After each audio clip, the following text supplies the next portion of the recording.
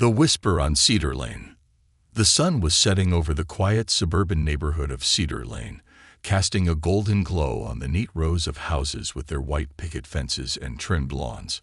Officer Daniel Harper sat in his patrol car parked at the corner of the street, the radio crackling softly with routine updates.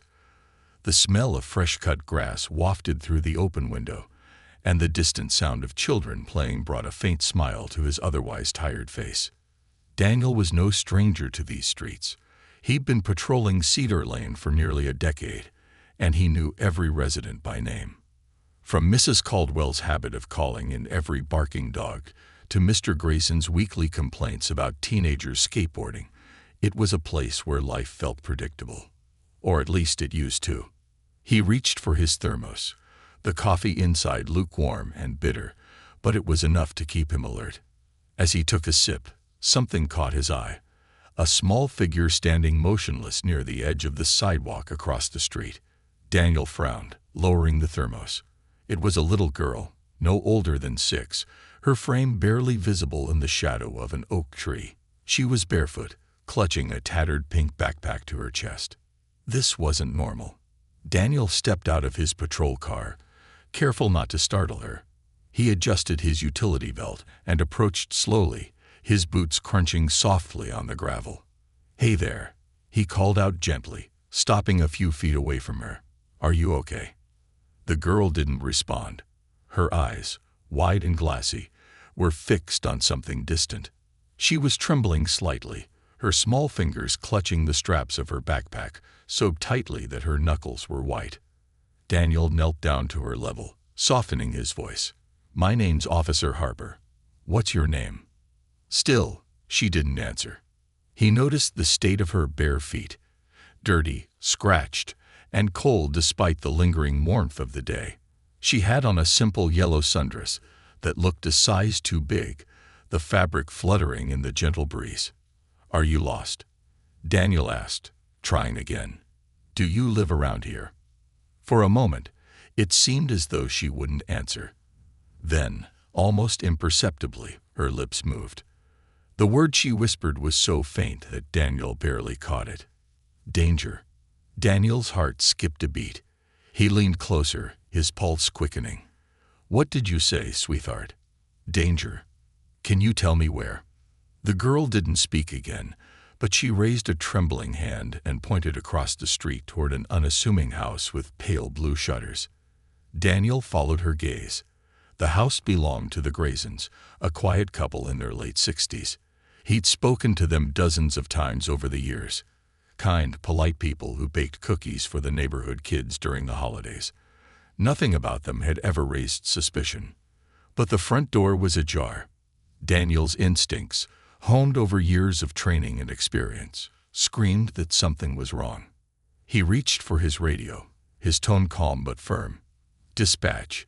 This is Officer Harper. I need backup at 452 Cedar Lane. Possible situation. Keep it quiet." "Copy that, Officer Harper." Units en route. Daniel lowered his radio and turned back to the girl.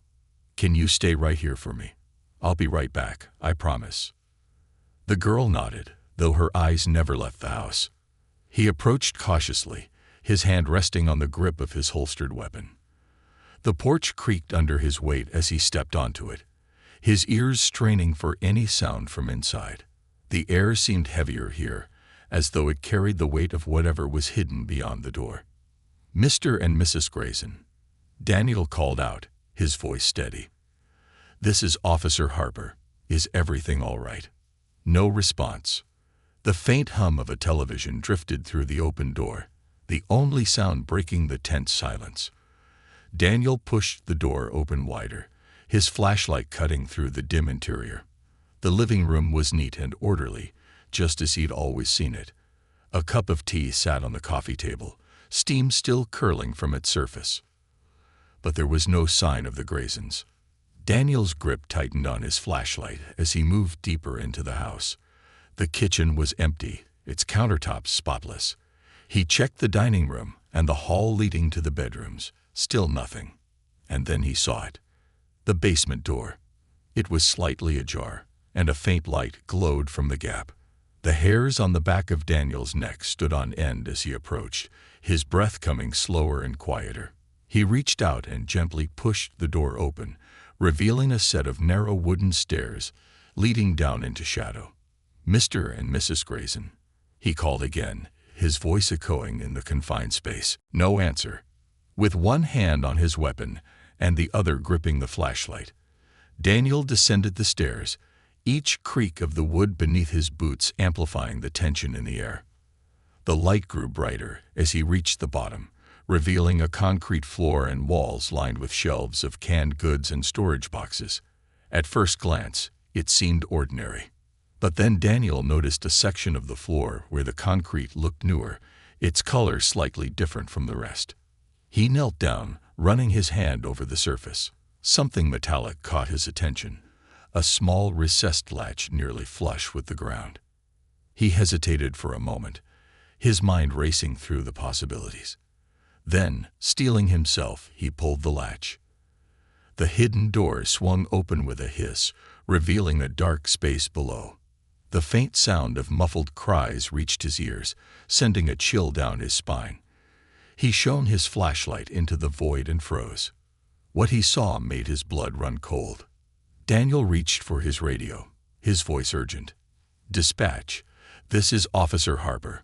I need immediate backup. Suspected trafficking operation. Send everything you've got." As the cries grew louder, Daniel knew he had stepped into something far darker than he could have ever imagined. And in the back of his mind, he couldn't shake the image of the little girl on the sidewalk, her innocent gaze concealing the horrors she had already witnessed. This was just the beginning. Shadows beneath the surface. The sound of sirens echoed faintly in the distance as Officer Daniel Harper remained crouched near the open hatch. The cries from below had ceased, replaced by an eerie silence that pressed on his ears like a physical weight. He leaned closer, his flashlight beams slicing through the dark void. The space below was a crawl space, a narrow, makeshift bunker with walls reinforced by wooden planks. The air wafting up was stale and carried the faint scent of mold and something else, something chemical. "Backup's on the way," Daniel muttered to himself, his voice barely audible over the pounding of his heart. He adjusted his grip on his flashlight, debating his next move. Entering without backup was a risk, but every second wasted could mean life or death for whoever, or whatever, was down there. A faint shuffling sound rose from the depths, followed by a small, muffled whimper. That was all the push Daniel needed. He holstered his weapon momentarily to climb down the narrow ladder that descended into the bunker. The wood creaked under his weight as he descended, each step heightening his sense of unease. The beam of his flashlight darted across the cramped space, revealing the room's disturbing contents. The bunker wasn't just a storage area, it was a holding cell. Metal cages lined the walls, each just large enough to hold a child. Inside one of the cages, Daniel spotted a small figure huddled in the corner, their knees drawn to their chest. The child's face was streaked with dirt, their wide, tear-filled eyes reflecting the harsh glare of the flashlight. "It's okay," Daniel said gently, his voice breaking the silence. "I'm here to help." The child flinched at his words, shrinking further into the corner of the cage. Daniel cursed under his breath and softened his tone further. "You're safe now. I promise. My name is Officer Harper. I'm going to get you out of here." He scanned the other cages. To his horror, 2 were empty but showed signs of recent use. Discarded blankets, crumpled juice boxes, and scattered crumbs on the floor. He had no time to dwell on where those children might be. The one in front of him needed him now. Daniel moved to the cage door, tugging at the lock. It was rusted but sturdy. "I'll need to find the key," he said, more to himself than to the child. His eyes darted around the bunker, searching for anything that might open it. On a nearby workbench, he spotted a ring of keys and several tools. He grabbed the keys and returned to the cage, fumbling with the rusted lock. The sirens outside grew louder, signaling the arrival of backup. Daniel's hand steadied as he worked the lock, each twist of the key feeling like an eternity. Finally, with a metallic click, the lock gave way. He swung the cage door open and knelt down. "It's okay," he repeated, extending his hand toward the child. "You can come out now." The child hesitated, their eyes darting toward the hatch as if expecting someone to burst through at any moment. But when Daniel stayed still, his hand unwavering, they finally moved. Their small hand reached out, trembling, to grasp his. As Daniel helped them out of the cage, he noticed bruises on their arms and scratches on their legs. His jaw tightened, anger simmering just below the surface. Whoever had done this would pay. He scooped the child into his arms, shielding them as he climbed back up the ladder. As his head emerged from the hatch, he was greeted by the blinding strobe of police lights and the crackle of radios. "Over here," Daniel shouted, his voice carrying over the chaos. 2 officers rushed toward him, their expressions grim as they took in the scene. "We've got the house secured," one of them said. "Neighbors said they saw 2 men leaving in a black van about 10 minutes before you arrived." Daniel's stomach sank. Those men likely had the other children. He handed the rescued child to one of the officers, his voice urgent. "Get them to medical attention immediately. No delays." The officer nodded and hurried away. Daniel turned back to the house. The little girl who had first whispered danger to him was still standing on the sidewalk, her gaze fixed on the front door. She hadn't moved an inch since he'd left her.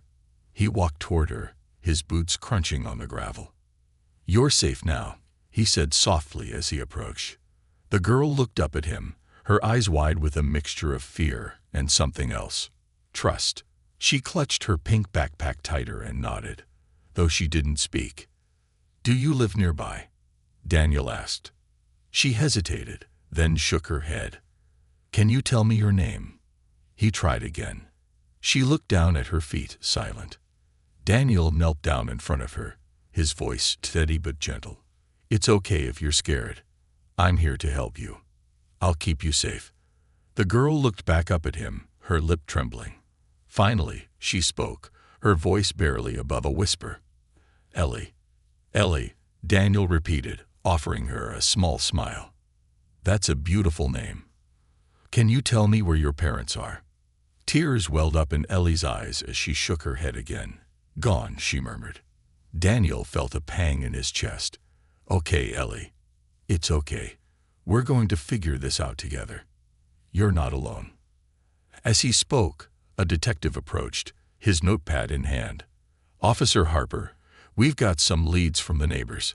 They saw the van heading toward the industrial district on the east side of town. There's an old warehouse out there, abandoned for years." Daniel's mind raced. The industrial district was sprawling, full of decrepit buildings and hidden corners. It would take time to comb through, time they didn't have. "Dispatch an immediate search," Daniel ordered.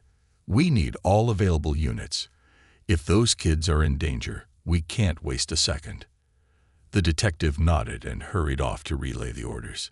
Daniel turned back to Ellie. She was watching him with wide, expectant eyes, as if waiting for him to make everything right. He crouched down again, meeting her gaze. "Ellie, can you tell me if you saw the men who took you, or anything about the van?" She hesitated, then nodded. "Black," she said softly, "with a butterfly." Daniel frowned. "A butterfly? On the van?" Ellie nodded again, her small hands twisting the straps of her backpack. "On the back, purple and yellow." Daniel's heart raced. It was a lead, a small but crucial detail that could help them track the van. He stood, determination hardening his features. "Thank you, Ellie," he said.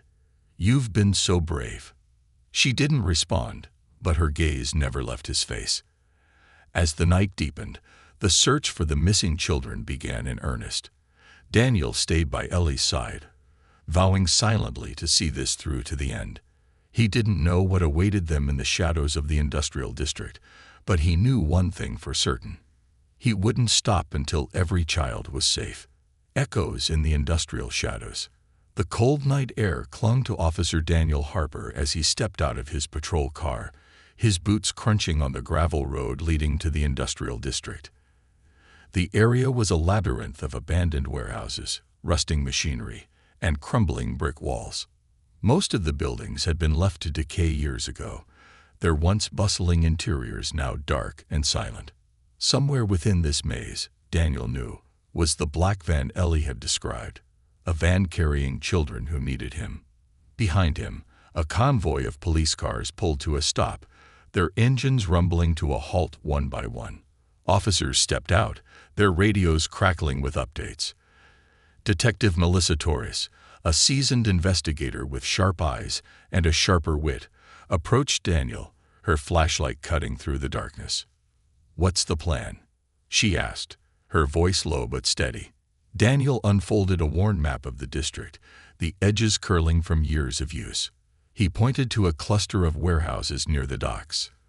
The van was last seen heading east. "These buildings are closest to the harbor." And Ellie mentioned hearing boats. "It's a good place to start." Melissa nodded. "We'll split into teams. Check every building, every corner. No one rests until we find them." As the officers organized into groups, Daniel turned to Ellie, who sat in the back seat of a patrol car, wrapped in a blanket. Her small hands gripped her pink backpack tightly, her eyes wide and alert despite her exhaustion. "You stay here, okay?" Daniel said gently, crouching to meet her gaze. "Officer Davis will stay with you, and I'll be back soon." Ellie nodded, but her fingers tightened on the backpack. "Be careful," she whispered, her voice barely audible. Daniel gave her a reassuring smile, though his chest felt heavy. "I will." The first warehouse they searched was a cavernous space, its high ceilings disappearing into shadow. Dust hung heavy in the air, stirred by the officers' movements. Old machinery loomed like forgotten giants, their metal surfaces covered in rust and grime. Daniel's flashlight swept across the floor, revealing scattered debris, empty soda cans, broken pallets, and a crumpled sleeping bag. "Someone's been here recently," he muttered. Melissa joined him, examining the sleeping bag. "Could be squatters, but it doesn't feel right." They moved deeper into the building, their footsteps echoing on the concrete. The silence was oppressive, broken only by the occasional creak of old metal. As they approached a cluster of crates, Daniel spotted something that made his pulse quicken, a piece of purple fabric snagged on a nail. He held it up for Melissa to see. "This could be from one of the kids." Melissa frowned. "It's a start. Let's keep moving." Outside, the other teams reported similar findings, traces of recent activity, but no concrete evidence. Frustration gnawed at Daniel as they moved to the next building. By the time they reached the fourth warehouse, the night had grown colder, and the officers' breaths formed clouds in the air. This building was smaller but more fortified, with thick steel doors and windows covered by heavy metal grates. Melissa examined the lock on the main door. "This one's been used recently." The padlock's new. Daniel nodded, his hand resting on the grip of his weapon. "We're getting closer." Using a bolt cutter, they snapped the padlock and pushed the door open. The interior was dimly lit by a single flickering bulb hanging from the ceiling. The walls were lined with shelves holding boxes labeled with shipping codes, and the air smelled faintly of salt water and oil. Daniel's flashlight beam caught movement near the back of the room. He signaled for Melissa to follow, their steps careful and deliberate. As they rounded a corner, they found a man crouched over a crate, his back to them. "Police, hands where we can see them," Daniel barked, his voice echoing through the space. The man froze, then slowly raised his hands. Melissa moved forward to cuff him while Daniel swept the area for any additional threats. His flashlight revealed another door partially hidden behind a stack of crates. "Melissa," he called, gesturing toward the door. She nodded, securing the suspect before joining Daniel. Together, they pushed the door open, revealing a narrow hallway that sloped downward. The air grew colder as they descended, the faint hum of machinery growing louder with each step.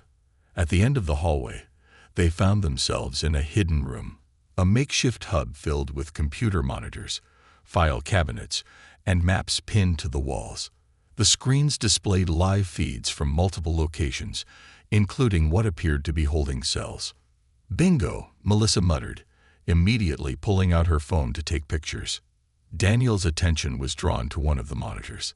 It showed a room with a single bed and a small figure curled up on it, clutching a stuffed animal.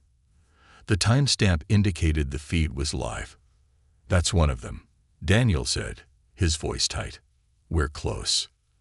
As they combed through the evidence, footsteps echoed from the hallway. Daniel and Melissa froze, their weapons drawn. The sound grew louder, closer, until 3 men appeared in the doorway, their faces obscured by ski masks. "Drop your weapons," one of the men shouted, his voice sharp and commanding. "Not happening," Daniel shot back, his aim steady. "This ends now." The standoff was tense, the room heavy with unspoken threats. Melissa's gaze flicked to the computer monitors, then back to the masked men. She tightened her grip on her weapon, ready for anything. The lead man took a step forward, his finger twitching on the trigger of his weapon. "You don't know what you're dealing with." Daniel's jaw tightened. "You're right. I don't know everything. But I know enough. And I'm not leaving here without those kids." For a moment, the room was silent, the tension palpable. Then, with a sudden burst of movement, one of the masked men lunged for a console on the wall, slamming his fist onto a button. Alarms blared, red lights flashing as chaos erupted. "Go!" Melissa shouted, firing a warning shot as the men scattered. Daniel darted toward the hallway, his focus solely on finding the children. The race against time had begun, and failure was not an option. The race against time. The blaring alarms reverberated through the narrow hallways of the hidden compound, their piercing wails mixing with the chaotic shuffle of boots on concrete. Officer Daniel Harper ran at full speed, his flashlight bouncing with each step, casting erratic beams of light onto the cold, unyielding walls. The red emergency lights pulsed rhythmically, painting the corridor in ominous hues that mirrored the urgency in his chest. Behind him, Detective Melissa Torres kept pace, her weapon drawn and ready. She didn't need to ask Daniel what they were doing. The look on his face told her everything she needed to know. They weren't leaving without the children. The hallway twisted and turned, a maze of intersecting passages designed to confuse intruders. Daniel's eyes darted to the faded signs on the walls, hoping for any clue that might lead them to the holding area he had seen on the monitors. At every junction, they were met with more closed doors, each one a potential lead and a potential trap. "Left," Melissa called out, her voice cutting through the cacophony. "I saw the holding cells on the left-hand side of the feeds." Daniel nodded, skidding to a halt and turning sharply. His boots scraped against the slick floor as he adjusted his course. They passed through another steel door, this one ajar, revealing a larger room filled with shipping crates and industrial equipment. A loud crash from behind made them both spin around, their weapons raised. 2 masked men emerged from the shadows, their movements quick and calculated. One of them raised a pipe, swinging it with a grunt of effort. Daniel ducked, the heavy metal narrowly missing his head. He countered with a swift elbow to the man's chest, sending him sprawling to the ground. Melissa engaged the second assailant, her movements precise. She parried a wild punch and delivered a knee to his stomach, causing him to double over. Before he could recover, she struck him with the butt of her pistol, knocking him out cold. "We don't have time for this," Melissa hissed, grabbing Daniel by the arm and pulling him toward the far end of the room. "Agreed," Daniel replied, breathing heavily. He stepped over the unconscious bodies, his focus unbroken. Each second felt like an hour, and the knowledge that the children's lives were on the line drove him forward. The next hallway led them to a locked door reinforced with heavy steel. A keypad glowed faintly in the dim light, its buttons worn from use. "Stand back," Melissa said, pulling a small device from her utility belt. She attached it to the keypad, her fingers moving quickly as she bypassed the security lock. The device emitted a series of beeps before the lock clicked open. Daniel pushed the door wide, revealing the room he had seen on the monitor. Rows of small cots lined the walls, each one occupied by a child. The air was thick with a mix of fear and hope as the children turned their wide, tear-streaked faces toward the two officers. "Police," Daniel announced, his voice firm but kind. "You're safe now. We're here to take you home." The children hesitated, their movements slow and tentative, as if afraid this was some cruel trick. A boy no older than 7 sat clutching a thin blanket, his eyes darting to the still blaring alarm. Melissa knelt down, holstering her weapon. "It's okay," she said gently. "We're the good guys. No one's going to hurt you anymore." The boy blinked at her, his lip trembling. Slowly, he extended his hand toward hers. Melissa took it, offering a reassuring smile. The boy's movements seemed to break the spell, and one by one, the children began to rise from their cots. Daniel scanned the room, counting heads. 8 children. Relief and rage battled within him. Relief that they had found them alive. Rage that anyone could have put them here in the first place. "Is everyone here?" he asked, addressing the children. One of the older girls, maybe 10 or 11, stepped forward. Her voice was barely audible over the alarms. "There were more of us. They took some of them away yesterday. I think to a boat." Daniel exchanged a grim look with Melissa. The clock was still ticking. "We'll find them," he promised the girl. "But first, we need to get all of you out of here." The journey back through the compound was harrowing. Daniel and Melissa led the children single file, their small hands clutching one another as they moved through the labyrinthine corridors. The alarms had drawn attention, and armed guards now patrolled the hallways with increasing frequency. "Stop here," Daniel whispered, motioning for the children to duck behind a stack of crates in an open storage area. He peered around the corner, spotting 3 guards blocking their path to the exit. Melissa joined him, her jaw tightening. "We can't risk a firefight with the kids so close." Daniel nodded, his mind racing. He noticed a large stack of metal piping balanced precariously on a nearby pallet. An idea began to form.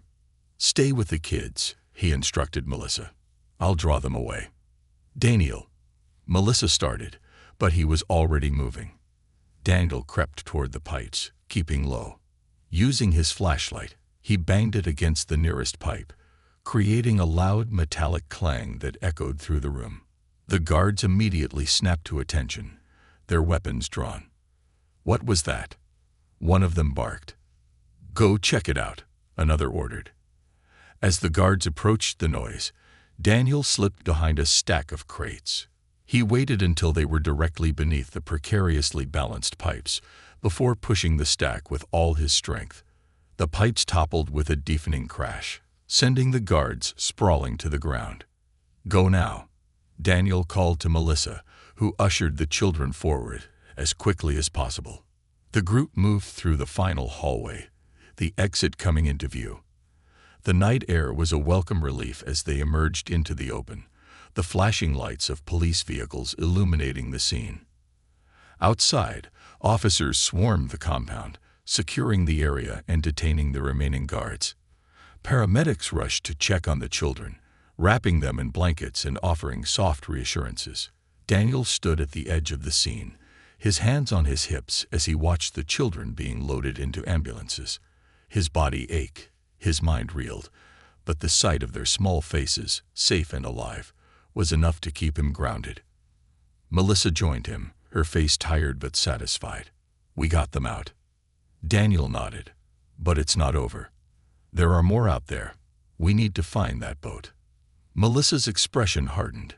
"Then we'd better start now." As the first light of dawn began to break over the horizon, Daniel knew this battle was far from over. But for the first time in a long time, he felt hope, a glimmer of light in the darkness. And he would follow it, no matter where it led. The hunt for the ship of shadows. The morning air was crisp, carrying the faint scent of salt water and industrial fumes as the docks came into view. Officer Daniel Harper stood at the edge of the abandoned warehouse district, his gaze fixed on the sprawling harbor beyond. The water shimmered under the rising sun, a deceptive calm masking the sinister operations that had unfolded just hours before. Beside him, Detective Melissa Torres adjusted her tactical vest, her expression steely. If they've moved the kids to a ship, they're planning to leave soon. We don't have much time. Daniel nodded, his jaw clenched. The intel from the rescued children had been fragmented but vital. The traffickers were using a black cargo ship docked in the eastern harbor. A symbol, a butterfly painted on its hull, was the key detail Ellie had provided. That small, terrified girl had given them the lead they needed to strike back. Behind them, a team of officers geared up, checking weapons and equipment. The operation was high stakes. They were up against a well-funded, well-organized network, and the traffickers wouldn't go quietly. "We need eyes on that ship," Daniel said, turning to Melissa. "If they spot us too soon, they'll bolt, or worse." "I'll take a team and scout the perimeter," Melissa replied. "You get a vantage point and see if you can confirm it's the right vessel." Daniel gave a curt nod and moved toward a series of stacked shipping containers. Climbing to the top, he crouched low, his binoculars scanning the harbor. Rows of ships lined the docks, their hulking forms silhouetted against the water. Cranes moved sluggishly, lifting containers onto decks, while dockworkers milled about, oblivious to the hidden danger nearby. Then he saw it. Toward the far end of the harbor, partially obscured by a massive freighter, was a black ship with a faded butterfly emblem painted near its stern. A group of men stood near the gangway, their movements deliberate and cautious. Daniel's grip tightened on the binoculars as he recognized one of the men from the warehouse raid the night before. "That's our target," he murmured into his radio. "Black ship, butterfly emblem, eastern dock. Confirmed traffickers on site." Melissa's voice crackled in his earpiece. "Copy that. We're moving into position." The tactical units approached the dock in silence, their movements synchronized and precise. Officers spread out, taking cover behind containers and forklifts. The plan was simple but dangerous. Cut off all exits and neutralize the traffickers before they could react. Daniel joined Melissa at the staging area, his weapon drawn. "What's the status?" "We've got 3 guards near the gangway," Melissa replied, gesturing toward the ship. "No sign of the kids yet, but they're likely inside." "Any movement on the water?" Daniel asked, scanning the harbor for escape boats. "None so far," Melissa said, "but we can't rule it out." Daniel's radio buzzed with updates as officers took their positions. The tension was palpable, the kind that tightened every muscle and made every second stretch into an eternity. "Go," Melissa ordered, and the operation began. The first shots rang out as officers engaged the guards near the gangway. Daniel moved swiftly, his boots pounding against the dock as he advanced. One of the traffickers turned, raising his weapon, but Daniel's shot dropped him before he could fire. The commotion drew more men from the ship's interior. They poured out like ants, armed and ready to defend their operation. The dock erupted into chaos, the sharp cracks of gunfire echoing over the water. Daniel stayed low, using the cover of crates to return fire. His focus was unshakable. Every step brought him closer to the ship, closer to the children. "Harper, we need backup on the gangway," an officer shouted, pinned down by a hail of bullets. "I'm on it," Daniel called back, breaking cover and sprinting toward the ramp. His heart pounded in his chest as he fired at a man attempting to flank the officers. The trafficker fell, his weapon clattering to the ground. Daniel reached the base of the gangway, his back pressed against the steel frame for cover. Melissa joined him moments later, her face streaked with sweat and determination. "They're digging in," she said, reloading her weapon. "But we've got them cornered." Daniel nodded. "We need to move fast. If they've rigged the ship or stashed the kids in the hold, this could go south quickly." Together, they ascended the gangway, their weapons ready.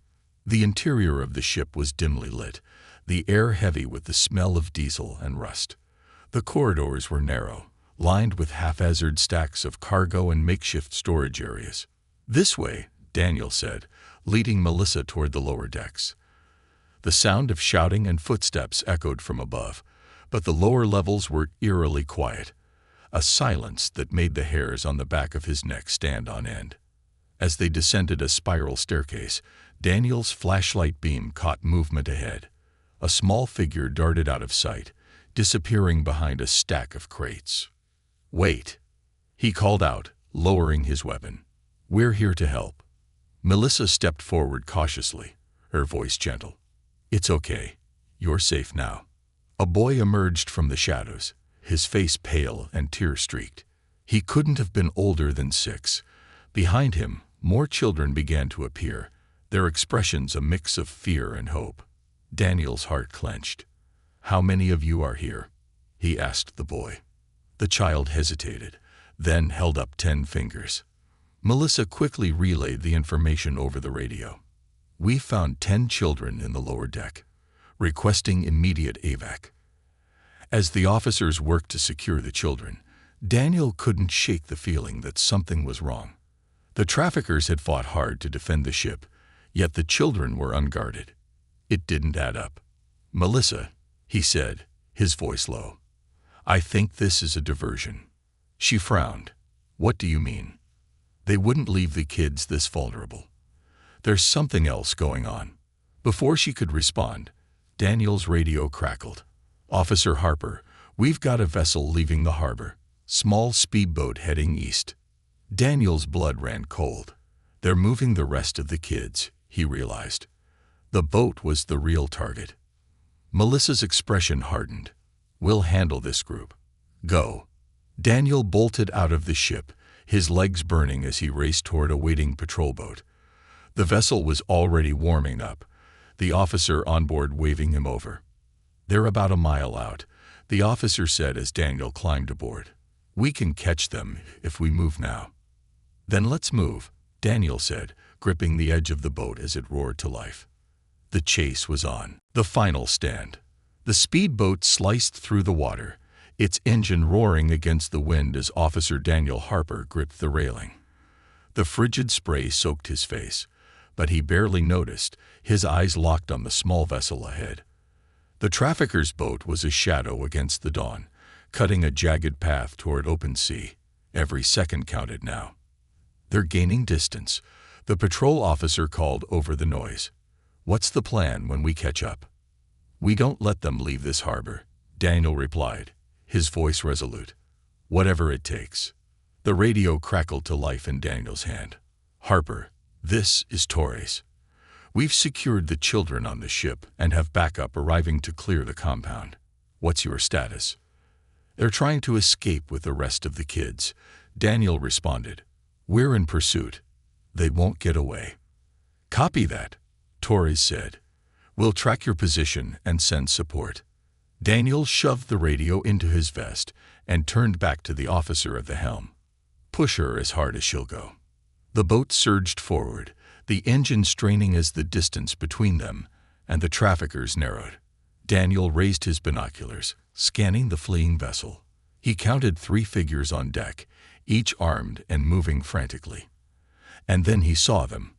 The children, huddled near the stern, their small faces pale with fear. "We've got eyes on the kids," Daniel said. "We can't let them reach deeper water." The patrol officer nodded grimly, angling their boat to intercept. The traffickers noticed the pursuit and fired a warning shot that ricocheted off the water. Daniel ducked instinctively, his heart pounding. "They're armed," the officer shouted. "I see that," Daniel muttered, pulling out his own weapon. "Keep us steady." The traffickers' boat veered sharply, trying to shake their pursuers, but the patrol boat matched every move, closing the gap with each turn. Daniel steadied himself against the railing, raising his weapon. He aimed for the engine, not to kill, but to stop them in their tracks. The first shot went wide, the bullet splashing into the water. Gritting his teeth, Daniel adjusted his aim and fired again.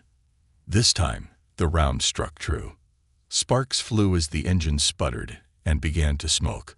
The fleeing vessel slowed, its momentum faltering. "They're dead in the water," Daniel said, relief creeping into his voice. "Get us closer." The patrol boat pulled alongside the trafficker's vessel, the two boats rocking violently in the waves. Daniel leaped across the gap, his boots landing hard on the slippery deck. The traffickers turned, weapons raised, but Daniel was faster. He fired a warning shot into the air. "Drop your weapons," he bellowed. "Now." Two of the men hesitated, their eyes darting between Daniel and their fallen engine. But the third, the apparent leader, snarled and took aim. Before he could fire, Daniel rushed him, knocking the weapon from his hands. They grappled, the man fighting with a ferocity born of desperation. The deck was a chaotic battleground as the other two traffickers tried to subdue Daniel. He fought with everything he had, using his training and sheer will to hold his ground. The sound of the patrol officer boarding the vessel brought a surge of hope. Together, they overwhelmed the remaining traffickers, cuffing them with zip ties. As the men were secured, Daniel turned his attention to the children. They were still huddled at the stern, their faces streaked with tears, but otherwise unharmed. "It's over," he said gently, kneeling down. "You're safe now." One of the children, a girl no older than 8, hesitated before stepping forward. She reached out and took Daniel's hand, her small fingers trembling. "Thank you," she whispered. Daniel's throat tightened, but he managed a nod. "You're welcome." Back at the harbor, the scene was one of controlled chaos. Police cruisers and ambulances lined the docks, their lights casting a kaleidoscope of colors on the water. Officers moved with purpose, escorting the rescued children to safety and processing the captured traffickers. Daniel stood at the edge of the dock, watching as paramedics examined the children from the boat. His body ached from the fight, and exhaustion tugged at his mind. But he couldn't tear his gaze away. Harper. He turned to see Melissa Torres approaching, her expression a mix of relief and admiration. "You did it," she said simply. "We did it," Daniel corrected, a faint smile tugging at his lips. "But there's still more to do.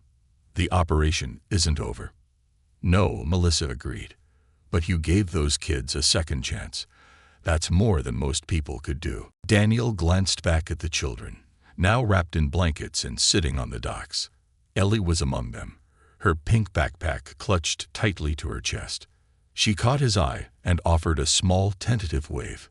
He waved back, a sense of quiet satisfaction settling over him. For the first time in a long time, he felt the weight of his badge not as a burden, but as a symbol of purpose. As the sun climbed higher in the sky, Daniel knew the fight wasn't over. There were still others out there, children who needed saving, traffickers who needed stopping. But for now, in this moment, he allowed himself to breathe, to feel the victory. And then, with renewed determination, he prepared for what came next. The docks had quieted slightly as the immediate chaos of the rescue gave way to organization. Officers methodically cataloged evidence from the trafficker's boat, while social workers comforted the children. Paramedics ensured that no injuries had gone unnoticed. Yet, amidst the structured commotion, a sense of urgency lingered. Daniel Harper stood near the edge of the dock, his mind replaying every detail of the operation. His gaze flicked back to the traffickers, now being loaded into police vehicles. One of them, the leader, turned to sneer at Daniel. It was a fleeting gesture, but it struck like a spark to dry timber. Melissa Torres joined him, her face shadowed with the same lingering unease. "It doesn't feel finished, does it?" she asked, crossing her arms. Daniel shook his head. "No, they fought too hard to protect that ship. There's something we're missing." Melissa handed him a tablet displaying preliminary reports from the evidence team. "They found coded logs on the ship, but it's going to take time to decrypt. And there's this." She pointed to a photo of a metal case retrieved from the trafficker's quarters. Inside, there were GPS coordinates. Offshore. Daniel's jaw tightened. "A mothership." "Looks like it," Melissa confirmed. probably the hub for the entire operation. Daniel exhaled sharply, his mind racing. The children they'd saved were safe now, but how many more were out there, still at the mercy of this network? "We need to move now," he said. "If that ship leaves international waters, it's game over." Melissa nodded, already reaching for her radio. "I'll get the Coast Guard involved." 2 hours later, Daniel stood aboard a Coast Guard cutter as it surged through the waves, its powerful engines cutting through the open sea. The officers aboard were a no-nonsense crew, their efficiency and discipline clear in every movement. They were accustomed to intercepting threats on the water, but even they seemed grim at the prospect of what lay ahead. The GPS coordinates led to a cargo ship anchored several miles offshore. From a distance, it looked like any other commercial vessel, massive and nondescript. But Daniel knew better. The trafficker's logs suggested this ship was the command center for a far-reaching network. "We'll approach under the guise of a routine inspection," the Coast Guard captain explained, his tone clipped. "If they resist, we'll escalate." Daniel nodded, his fingers twitching slightly against the strap of his holstered weapon. "They'll resist," he said. "They have too much to lose." The cutter approached the cargo ship, its crew deploying a smaller boarding vessel. Daniel and Melissa joined the boarding team, climbing a retractable ladder onto the ship's deck. The air was thick with tension, the crew of the cargo ship eyeing them warily as they stepped aboard. "This is the United States Coast Guard," the captain announced, his voice carrying over the deck. "We're conducting a safety and documentation inspection. Please cooperate." A man in a crisp white uniform stepped forward, his demeanor calm, but his eyes betraying unease. "Of course, Captain," he said smoothly. "We're happy to comply." Daniel followed the team as they began their search, Melissa at his side. They worked methodically, checking containers, cabins, and storage areas. At first, everything seemed routine, until they reached the lower decks. "Here," Melissa whispered, pointing to a locked steel door. The smell of stale air and oil seeped through the cracks. Daniel nodded, motioning for one of the Coast Guard officers to breach the door. With a heavy clang, the door swung open, revealing a cavernous hold.